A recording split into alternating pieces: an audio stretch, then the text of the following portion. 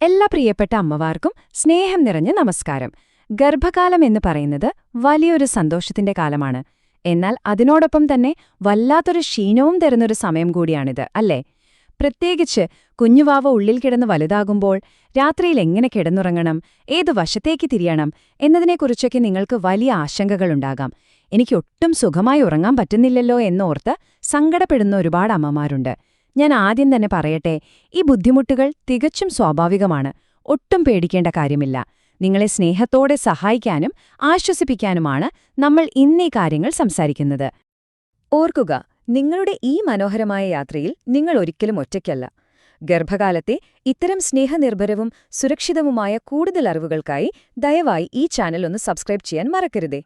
നിങ്ങളുടെ ആരോഗ്യവും സന്തോഷവും ഉറപ്പാക്കാൻ ഒരു കൂട്ടുകാരിയെപ്പോലെ ഞങ്ങൾ എപ്പോഴും കൂടെയുണ്ടാകും. ഉറങ്ങുന്ന രീതി പ്രധാനമാകുന്നത് എന്തുകൊണ്ട്? നിങ്ങളുടെ ശരീരത്തിലെ മാറ്റങ്ങളെ സ്നേഹത്തോടെ ഒന്ന് അറിഞ്ഞിരിക്കാം. ഗർഭകാലത്തിന്റെ ആദ്യത്തെ 3 മാസങ്ങളിൽ നിങ്ങൾക്ക് ഏറ്റവും സുഖപ്രദമായ ഏത് രീതിയിലും ഉറങ്ങാം കേട്ടോ. അത് കുഞ്ഞിന് യാതൊരു ബുദ്ധിമുട്ടും ഉണ്ടാക്കില്ല.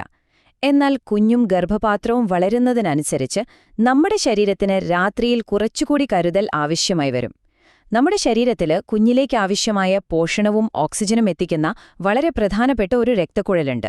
ഇതിനെ ഇൻഫീരിയർ വീന കാവ എന്നാണ് വിളിക്കുന്നത്. ഗർഭകാലം മുന്നോട്ടു പോകുമ്പോൾ നമ്മൾ നേരെ മലർന്നു കിടക്കുകയാണെങ്കിൽ ഗർഭപാത്രത്തിന്റെ ഭാരം ഈ രക്തക്കുഴലിൽ പതുക്കെ അമരാൻ സാധ്യതയുണ്ട്. അതുകൊണ്ടാണ് കുഞ്ഞിലേക്കുള്ള രക്തപ്രവാഹം എപ്പോഴും സുഗമമായി നടക്കാൻ നമ്മൾ ഉറങ്ങുന്ന രീതിയിൽ ചെറിയ മാറ്റങ്ങൾ വരുത്തുന്നത്. അല്ലാതെ ഇതിൽ പേടിക്കാനൊന്നുമില്ല. ഇനി നമുക്ക് ഏറ്റവും നല്ല ഉറക്കരീതി ഏതാണെന്ന് നോക്കാം. വശം ചരിഞ്ഞ് സുഖമായി എങ്ങനെ ഉറങ്ങാമെന്ന് മനസ്സിലാക്കാം. ഗർഭകാലത്ത് ഏറ്റവും സുരക്ഷിതമായ ഉറക്കരീതി ഏതാണെന്ന് ചോദിച്ചാൽ വശങ്ങൾ ചരിഞ്ഞു കിടക്കുന്നതാണ് ഏറ്റവും നല്ലത്. അതിൽ തന്നെ ഇടതുവശം ചരിഞ്ഞു കിടക്കുന്നത് അമ്മയ്ക്കും കുഞ്ഞിനും ഏറ്റവും സുഖകരവും ആരോഗ്യകരവുമാണെന്ന് പറയാം. എന്തുകൊണ്ടാണ് ഈ ഇടതുവശം അത്ര നല്ലതാണെന്ന് പറയുന്നത്? നമ്മൾ ഇടതുവശത്തേക്ക് ചരിഞ്ഞു കിടക്കുമ്പോൾ ശരീരത്തിലെ രക്തയോട്ടം ഏറ്റവും സ്വാഭാവികമായി നടക്കും. ഇത് കുഞ്ഞിലേക്ക് മികച്ച രീതിയിൽ പോഷണം എത്തിക്കാനും സഹായിക്കും. കൂടാതെ കാലുകളിലും പാദങ്ങളിലും ഉണ്ടാകുന്ന നീര് കുറയ്ക്കാനും കരളിനും വൃക്കകൾക്കുമുള്ള ഭാരം കുറയ്ക്കാനും ഇത് വളരെ നല്ലതാണ്. നിങ്ങൾക്ക് ശ്വാസമെടുക്കാൻ കൂടുതൽ എളുപ്പമുള്ളതും ഈ കിടപ്പിലാണ്. യാതൊരുവിധ ഭയവുമില്ലാതെ ഏറ്റവും സമാധാനത്തോടെ സ്വീകരിക്കാവുന്ന ഒരു പൊസിഷനാണിത്. ഇനി നിങ്ങളുടെ മനസ്സിലുള്ള ചില സംശയങ്ങൾക്കുള്ള മറുപടികൾ സ്നേഹത്തോടെ നൽകാം. ഗർഭിണികളായ പല അമ്മമാരും എന്നോട് വന്ന് ചോദിക്കാറുണ്ട്, ഡോക്ടർ, എനിക്ക് ഇടതുവശത്തുറങ്ങാൻ വല്ലാത്ത ബുദ്ധിമുട്ടാണ്, ഞാൻ എന്തു ചെയ്യുമെന്ന്.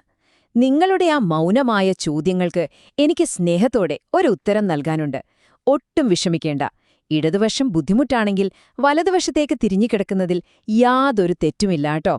ഒരേ വശത്ത് തന്നെ കിടക്കുമ്പോൾ ഇടുപ്പിന് വേദന വരുന്നത് വളരെ സ്വാഭാവികമാണ്. അതിനാൽ നിങ്ങളുടെ ശരീരത്തിന് ആശ്വാസം തോന്നുന്ന രീതിയിൽ വശങ്ങൾ മാറി മാറി കിടക്കാം. ഒരു നിർബന്ധവും നിങ്ങളുടെ മേൽ അടിച്ചേൽപ്പിക്കരുത്. നിങ്ങൾക്ക് സുഖമായിരിക്കുക എന്നതാണ് ഏറ്റവും പ്രധാനം. പല അമ്മമാരുടെയും വലിയൊരു പേടിയാണിത്. ഉറക്കത്തിൽ മലർന്നു കിടന്നുപോയാൽ കുഞ്ഞിന് എന്തെങ്കിലും സംഭവിക്കുമോ എന്ന്. ഒരിക്കലുമില്ല. നിങ്ങളുടെ കുഞ്ഞ് ആംനിയോട്ടിക് ഫ്ലൂയിഡ് എന്ന മൃദുവായ വെള്ളത്താൽ വളരെ സുരക്ഷിതമായാണ് പൊതിഞ്ഞുവെക്കപ്പെട്ടിരിക്കുന്നത്. നമ്മൾ അറിയാതെ ഒന്നും മലർന്നു കിടന്നു എന്ന് കരുതി ആ ചെറിയ മാറ്റം കൊണ്ടൊന്നും കുഞ്ഞിന് ഒരു അപകടവും സംഭവിക്കില്ല. നിങ്ങൾ ഉറക്കത്തിൽ അറിയാതെ മലർന്നു കിടന്നുപോയി എന്ന് കരുതി നിങ്ങളൊരു വലിയ തെറ്റു ചെയ്തുവെന്നർത്ഥമില്ല. ചിലപ്പോൾ പെട്ടെന്നുണരുമ്പോൾ നിങ്ങൾ മലർന്നു കിടക്കുകയാണെന്ന് കണ്ടേക്കാം. ഒട്ടും പരിഭ്രമിക്കാതെ ഒരു ദീർഘശ്വാസമെടുത്ത് പതുക്കെ വശത്തേക്ക് ചരിഞ്ഞു കിടക്കുക. അത്രമാത്രം മതി. നിങ്ങളുടെ ശരീരം കുഞ്ഞിനെ എപ്പോഴും സുരക്ഷിതമായി സംരക്ഷിക്കുന്നുണ്ട് എന്ന് വിശ്വസിക്കുക. തീർച്ചയായും അതെ. രാത്രി മുഴുവൻ ഒരേ കിടപ്പില് ഒട്ടും അനങ്ങാതെ കിടക്കുക എന്നത് ആർക്കും സാധ്യമായ കാര്യമല്ല. ശരീരത്തിന് ബുദ്ധിമുട്ട് തോന്നുമ്പോഴെല്ലാം പതുക്കെ തിരിഞ്ഞും മറിഞ്ഞും കിടക്കുന്നത് തികച്ചും ആരോഗ്യകരവും സാധാരണവുമായൊരു കാര്യമാണ്. അതെല്ലാം നിങ്ങളുടെ ശരീരത്തിന്റെ സ്വാഭാവികമായ പ്രതികരണങ്ങളാണ്. അടുത്തതായി നമുക്ക് തലയണകളുടെ ശരിയായ ഉപയോഗം നോക്കാം. വളരുന്ന വയറിന് മൃദുവായ താങ്ങ് നൽകുന്നത് എങ്ങനെയെന്ന് മനസ്സിലാക്കാം. ഗർഭകാലത്ത് വയറ് വലുതായി വരുമ്പോൾ യാതൊരു താങ്ങുമില്ലാതെ ചരിഞ്ഞു കിടക്കാൻ നല്ല ബുദ്ധിമുട്ടായിരിക്കും. അതിന് നിങ്ങളെ സഹായിക്കാനാണ് തലയണകളുള്ളത്. ശരിയായ രീതിയിൽ തലയണകൾ ഉപയോഗിക്കുന്നത് നിങ്ങളുടെ ഉറക്കം വളരെ സുഖകരമാക്കും. ഇതിനായി നിങ്ങൾക്ക് ഗർഭകാലത്ത് ഉപയോഗിക്കുന്ന പ്രത്യേകതരം പ്രഗ്നൻസി പില്ലോകൾ വാങ്ങാം. അല്ലെങ്കിൽ നമ്മുടെ വീട്ടിലുള്ള സാധാരണ മൃദുവായ തലയണകൾ തന്നെ പലതായി ഉപയോഗിച്ചാലും മതിയാകും. വേദനിക്കുന്ന ശരീരത്തിന് അതൊരു വലിയ ആശ്വാസമാണ്. നമ്മൾ തലയിണകൾ വെച്ച് ഒരു കൊച്ചു കൂടാരം പണിയുന്നതുപോലെയാണിത്. ആദ്യം നിങ്ങളുടെ വയറിന് താഴെ മൃദുവായ ഒരു ചെറിയ തലയിട വെക്കുക. അത് നല്ല താങ്ങു നൽകും. അതുപോലെ കാൽമുട്ടുകൾക്കും പാദങ്ങൾക്കുമിടയിൽ ഒരു തലയിണ വെക്കുന്നത് ഇടുപ്പിലെ ജോയിന്റുകളിലെ വേദന ഇല്ലാതാക്കാൻ സഹായിക്കും. പിന്നെ നിങ്ങൾ ഉറക്കത്തിൽ അറിയാതെ മലർന്നു കിടന്നുപോകാതിരിക്കാൻ മുതുകിന് പുറകിലായി ഒരു തലയിണ വെക്കുന്നതും നല്ലതാണ്.